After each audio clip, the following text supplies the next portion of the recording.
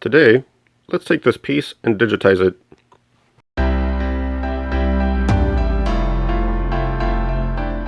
Last month, I quit my job to take a much needed break from software development, and I really like to draw, and I'm wanting to learn how to animate. And I've also been thinking of starting a YouTube channel. So, with all this extra time on my hands, I think it was finally time to get around to everything. So to start with, I wanted to make a cool mech drawing and then to animate it. And I needed to figure out a simple way to do that because I had to do a lot of learning. So I decided to do the animation using Unity. I tried making games in Unity in the past, and I already know it quite a bit, but this was my first time trying their 2D workflow. Actually, this was my first time doing all kinds of things on this project, even doing my first YouTube filming, and I'm definitely learning a whole lot about everything. Let's take a quick look at the timeline for this project and the types of activities that I had to do and the types of things I had to learn. First was the sketch. I agonized over this for about a week, looking over lots of mech images on Pinterest, and I wanted the mech to have some classic elements, but I also wanted some organic curves.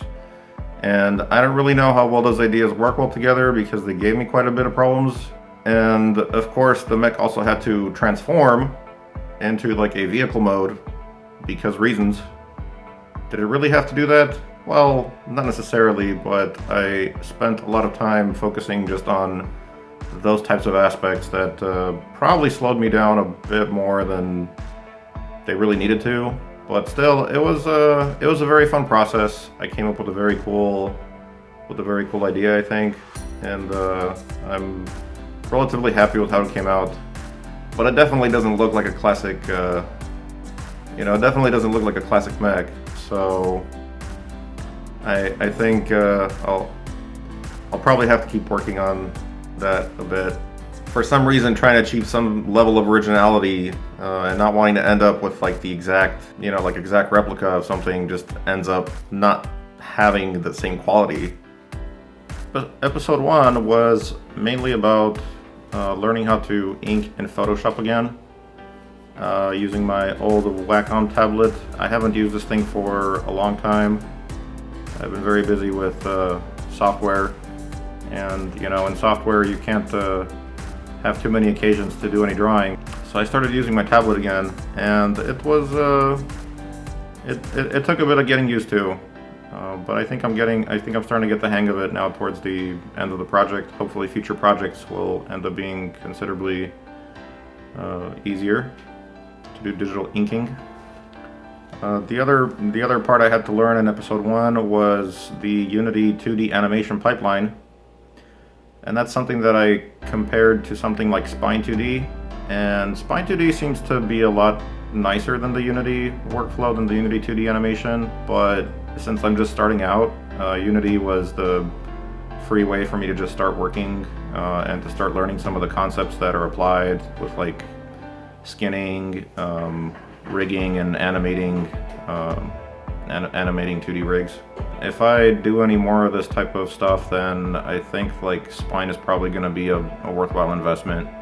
Of course, as part of episode 1, since this was the very first episode that I'm putting up on this channel, I also had to learn Premiere. And I've been using Premiere for some projects in the past, but I basically had to relearn a lot of things. There was a lot to do there. In episode 2, I had to learn how to animate the human shape, which while episode 1 is a little bit easier because the different parts of the mech, are mainly static. They just kind of like deform around each other. They don't really bend. But the female character in episode 2, has shoulders, has elbows. Those things have to deform correctly, and I had to kind of figure out proper ways to do some of that. I didn't do anything fancy, like trying to animate the hair, because it wouldn't really work out so well in Unity. Something like Spine has better jiggle physics, for hair and things like that. And after this episode, I took a little bit of time to work on the branding for my channel. by creating the logo. And that one I did in Illustrator, so I had to learn kind of how to do the vector art in Illustrator all over again. There's a lot of these things that I've kind of used in the past, but I mean I haven't used them in a long time. And I have an Adobe subscription, so I have the opportunity to play around with the different programs that come with that. And then I went into episode 3. Episode 3. Yeah, in episode 3 was pretty straightforward. I had quite a bit of fun animating the mech vehicle mode. It works kind of like a four-legged spider type thing. It looks like it ended up looking like that. I kind of want it to be like this vehicle that can, you know, roll on front and back wheels, and kind of like kind of stand on its legs when it needs to. After episode 3, I switched over to a new project to start animating Doug TeNaples' Launch the Cow book cover. I recently purchased those. I recently purchased his comic books, the Earthworm Jim comics, and they're amazing, by the way.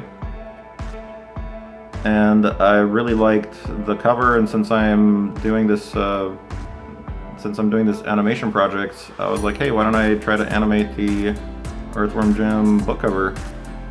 And I took a break to animate some of those characters on that cover, and then I went back to this project.